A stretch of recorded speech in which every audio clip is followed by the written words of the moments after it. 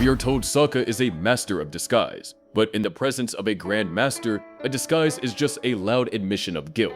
Piandao didn't just suspect Sokka, he profiled him.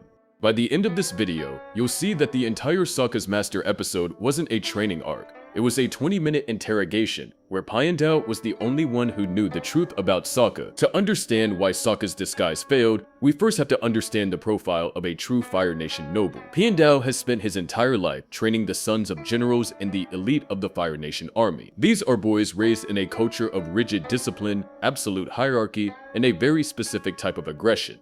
They walk with a certain stiffness. They speak with a formal, almost cold cadence. They are the products of an empire that values order above all else. Even in Fire Nation clothes, Sokka stands out. If you look at the facts of the episode, Sokka doesn't know the first thing about Fire Nation etiquette. In the Fire Nation, everything is about military posture. But Sokka's body language is loose. He's reactive.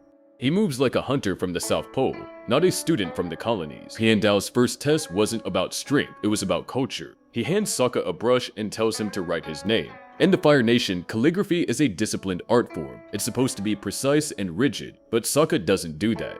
Instead of writing characters, he paints a giant, messy face.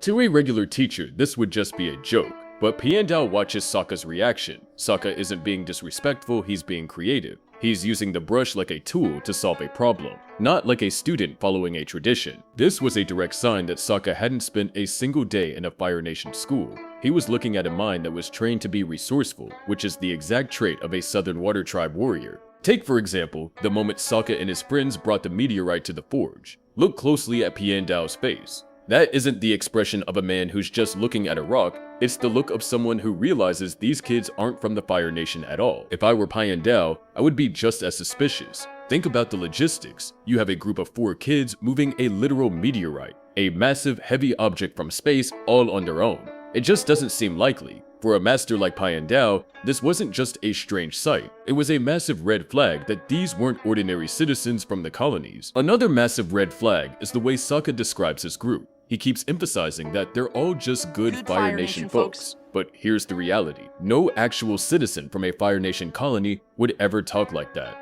Now, you might be thinking, didn't Piandao say he knew Sokka was from the Water Tribe from the very start? So what's the point of this video? Well, dear viewer, the difference between knowing and how he knew is massive. I'm covering the how. That is the point of this video. Now, throughout the episode Sokka's Master, there's a detail most people overlook. The lion turtles alongside the white lotus symbols.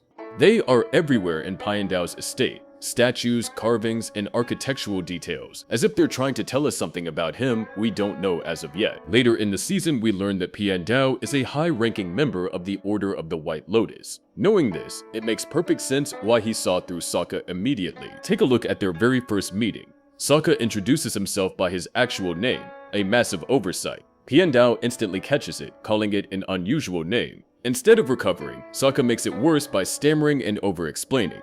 To a master like Piandao, who is trained to spot the smallest details, this wasn't just a nervous kid. This was a clear sign that Sokka was hiding his true identity from the second he stepped onto the estate. My name is Sokka, and I wish to be instructed in the way of the sword. Sokka? That's an unusual name. Oh, really? Where I come from, the Fire Nation colonies, it's a pretty normal name for Fire Nation colonials. Anybody with basic common sense could see that Sokka wasn't a Fire Nation local. But for a high-ranking White Lotus member like Piandao, it was a certainty. It wasn't just Piandao. Shit, even the butler likely knew the truth. There is no way a Grand Master of the White Lotus would employ a personal butler who wasn't incredibly skilled or highly observant himself. Hell, the butler could be a hidden member of the White Lotus, not yet revealed. The butler has sword skills that may be on par with or close to Master Piandao himself. When the butler first saw Sokka, it looked like he was suspicious. It's not crazy to think that the butler could be just as smart, if not smarter, than Piandao himself when it comes to certain circumstances. Let's say Piandao's butler isn't some super genius or a White Lotus member. Piandao has obviously had this butler for a very long time, especially since the butler said, you should know the master turns almost everyone away. Someone like Piandao doesn't get students often, especially one skilled enough to be trained by him. If Piandao took on students frequently, his estate would be filled, but it wasn't. That proves the butler has been with Piandao for a very long time. What I'm basically trying to say is that even if the butler didn't know Sokka was lying about his identity, Piandao obviously would have told him. I refuse to believe that the butler wouldn't have asked, not even once, why there were so many Lotus symbols around the estate while working there. The butler had to have known Piandao was a member of the White Lotus. All of this leads to two possibilities. A, the butler found out on his own, or B, Piandao told the butler himself. This goes to prove why the Order of the White Lotus and its members are, without a doubt, the most powerful secret society in the entire series. If it were any other member, I can guarantee that they would have figured out Sokka was a Water Tribe warrior. Well, anyone apart from Iroh, that is, since at that time he was in jail getting yoked. But still, if he wasn't in prison, Iroh would have figured it out the fastest, since he's seen Sokka before and he is just that smart. Considering Sokka is the smartest in the group, it was surprising he didn't think to come up with an alias like Lee. As Master Piandao put it, there are a million Lees. I'm moving into the final reason why I believe Master Piandao knew Sokka wasn't from a Fire Nation colony. The Lion Turtles. It's always been these fucking Lion Turtles. Everything happened because a lion turtle gave Avatar 1 the power to wield multiple elements, essentially making him the first Avatar. If Avatar 1 had never met that lion turtle, the world would have been destroyed. Call me crazy, but it seems highly coincidental that Avatar 1 ran directly in the direction of a lion turtle. So, I think the lion turtles have the power to change the future. I mean, if they are quote-unquote as old as the world itself, they most likely learned some forbidden technique over that long period of time on how to manipulate the future. Now, you're probably asking yourself, why would a lion turtle go through all this trouble just for Sokka to learn how to use a sword? Well, Sokka played a crucial part in saving the world, and the lion turtles are known as the protectors of mankind. The lion turtle could have stopped Fire Lord Ozai on its own, but it didn't. It's the same as in Avatar 1's time. The lion turtle did the exact same thing. It could have stopped Batu, but instead it chose to give Avatar 1 the power of multiple elements to do the job.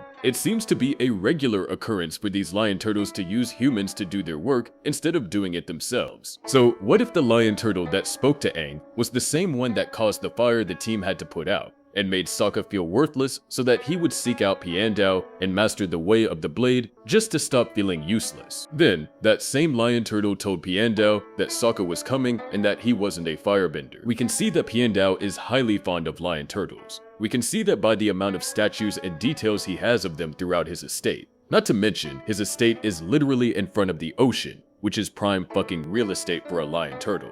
Another point to mention is, Piandao is a member of the Order of White Lotus, and they have a very good spiritual connection with the spirit world, and the lion turtle is a literal mythical spirit creature. So, there you have it. The lion turtles can see into the future, and they most likely caused everything that happened in this episode. And Piandao knew Sokka wasn't a Fire Nation colonial from the very start. Now, I may be very wrong, but the evidence is there, so that's what I'm going with. So, the next time you're also on your 12th rewatch of Avatar: The Last Airbender, just remember this: the lion turtles have future-changing powers. It's been Avatutioner here. Make sure to eat some water, drink some food, and God bless.